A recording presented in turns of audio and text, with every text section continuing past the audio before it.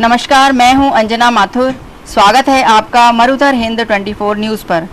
आप देख रहे हैं रात 8 बजे की देश दुनिया की ताज़ा खबरें विस्तार से। कोटा पटना एक्सप्रेस में चलती ट्रेन में यात्रियों की बिगड़ी तबीयत, 2 की मौत। कोटा पटना एक्सप्रेस में अचानक यात्रियों की तबीयत बिगड़ने की घटना सामने आई है। अचानक तबीयत बिगड़ने से 2 यात्रियों की मौत हो गई, जबकि कई यात्रियों को अस्पताल में भर्ती करवाया गया है। कोटा पटना एक्सप्रेस में अचानक यात्रियों की तबीयत बिगड़ने की घटना सामने आई है। चलती ट्रेन में यात्रियों की तबीयत बिगड़ने से 2 लोगों की मौत हो गई, जबकि कई यात्रियों की हालत खराब है। अचानक तबीयत बिगड़ने के बाद यात्रियों को अस्पताल में भर्ती करवाया गया है। S2 बोगी में सवार यात्रियों के एक समूह ने अचानक तबीयत बिगड़ने की शिकायत की। उन्हें उल्टी दस्त की परेशानी होने लगी। चलती ट्रेन में ही एक महिला ने दम तोड़ दिया, जिसके बाद यात्रियों ने फौरन इसकी शिकायत की, जिसके बाद आगरा रेल मंडल की PRO प्रशस्ति श्रीवास्तव ने फौरन टीम को आगरा कैंट स्टेशन भेजा। करीब 10 यात्रियों को अस्पताल में भर्ती करवाया गया है, जहां 8 की हालत नाजुक बताई गई है। CM गहलोत पायलट कितने दूर कितने पास, कांग्रेस में सब ठीक होने का दावा। तस्वीर से समझिए मायने राजस्थान में विधानसभा चुनाव के नजदीकी होने के साथ राजनीतिक कयासों का दौर भी जारी है। इसी बीच एक ऐसी तस्वीर सामने है जिसकी चर्चा सियासी गलियारों को हो रही है। वहीं यह सवाल भी उठने लगा है कि सचिन पायलट और अशोक गहलोत के बीच अभी भी कहीं ना कहीं दूरियां बनी हुई हैं।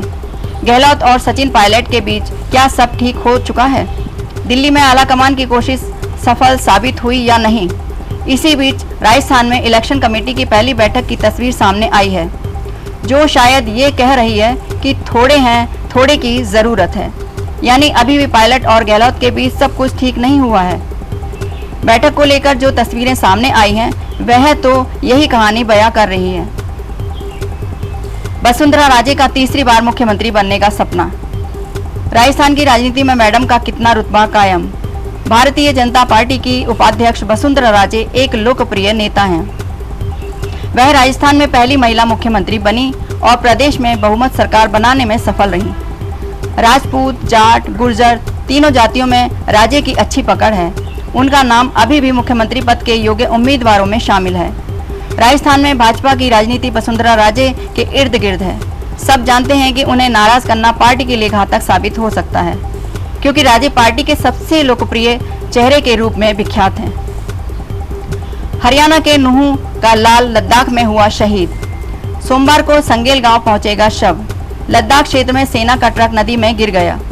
इस हादसे में एक जूनियर कमीशन अधिकारी JCO सहित 9 सैनिकों की मौत हो गई, जबकि एक अन्य घायल हो गया। इस दुर्घटना में नूह जिले के गांव संगेल के लाल तेजपाल उर्फ रिंकू भी शहीद हो गई। लद्दाख में शनिवार की शाम सेना की एक गाड़ी 60 फीट गहरी खाई में गिर गई। इसमें 9 जवानों की मौत हो गई।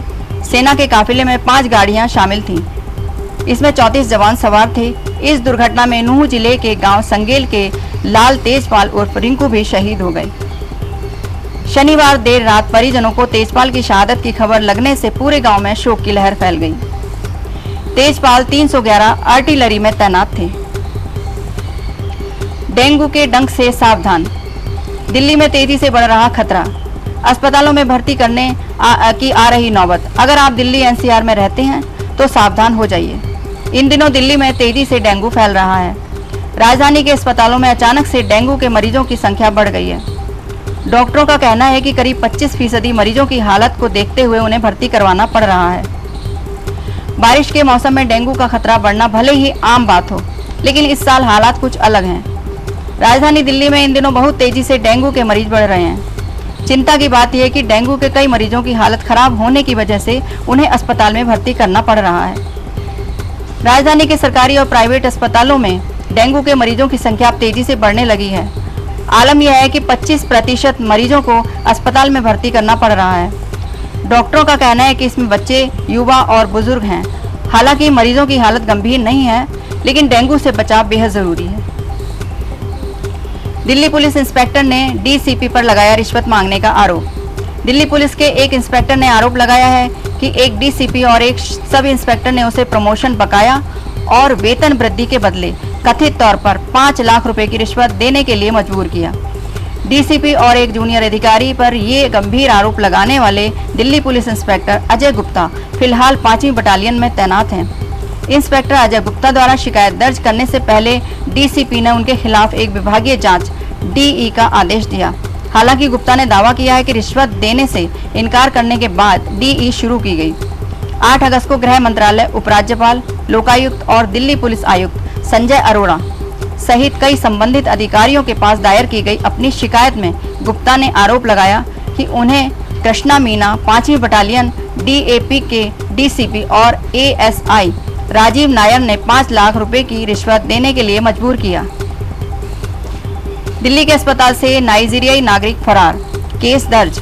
भारत में अवैध रूप से रहने के आरोप में मेडिकल जांच के लिए ले जाया गया एक नाइजीरियाई नागरिक दिल्ली के नरेला अस्पताल की भीड़ का फायदा उठाकर पुलिस हिरासत से भाग निकला। अधिकारियों ने रविवार को यह जानकारी दी। पुलिस आरोपी को पकड़ने के लिए छापेमारी कर रही है। राष्ट्रीय राजधानी दिल्ली के एक अस्पताल से एक नाइजीरियाई नागरिक कथित तौर पर फरार हो गया, जहां उसे नियमित प्रक्रिया के तहत स्थानीय विदेशी क्षेत्रीय पंजीकरण कार्यालय के अधिकारी लेकर गए थे। पुलिस ने रविवार को इसकी जानकारी देते हुए कहा कि इसे लेकर मामला दर्ज किया गया है। एक वरिष्ठ अधिकारी ने कहा है कि नरेला पुलिस थाने के अधिकारियों को सूचित किया गया कि स्थानीय विदेशी क्षेत्रीय पंजीकरण कार्यालय के अधिकारी नियमित प्रक्रिया के तहत नरेला के SRHC अस्पताल में उपचार के लिए 2 नाइजीरियाई नागरिकों ईसाइस और एकाके को लेकर आए थे। अधिकारी ने बताया कि ईसाइस ने अस्पताल की भीड़ का फायदा उठाया और भागने में सफल रहा। इस संबंध में नरेला पुलिस थाने में भारतीय दंड संहिता की धारा 188 लोक सेवक द्वारा विधिवत आदेश की अवज्ञा और विदेशी अधिनियम की धारा 14 के तहत मामला दर्ज किया गया है। पुलिस ने बताया कि मामले की जांच चल रही है। G20 के लिए वर्ल्ड क्लास बन रहा दिल्ली, जाने क्या क्या बदलाव होगा। G20 समिट से पहले दिल्ली को वर्ल्ड क्लास बनाने की तैयारियां जोरों पर हैं।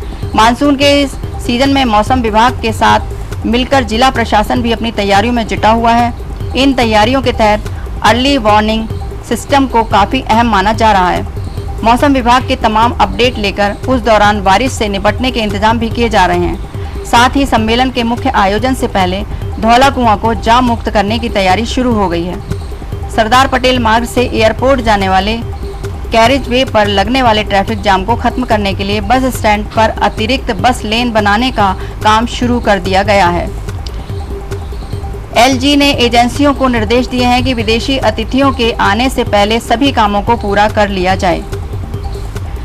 महिला पहलवान यौन उत्पीड़न केस ब्रजभूषण के खिलाफ 26 अगस्त से होगी दिल्ली कोर्ट में सुनवाई, तय किए जाएंगे आरोप। दिल्ली पुलिस ने ब्रजभूषण के खिलाफ 15 जून को भारतीय दंड संहिता की धारा 354, 354A यौन उत्पीड़न, 354D पीछा करना और 506 आपराधिक भयादोहन के तहत आरोप पत्र दाखिल किया गया था। 26 अगस्त से दिल्ली कोर्ट में आरोप तय करने को लेकर सुनवाई शुरू होगी।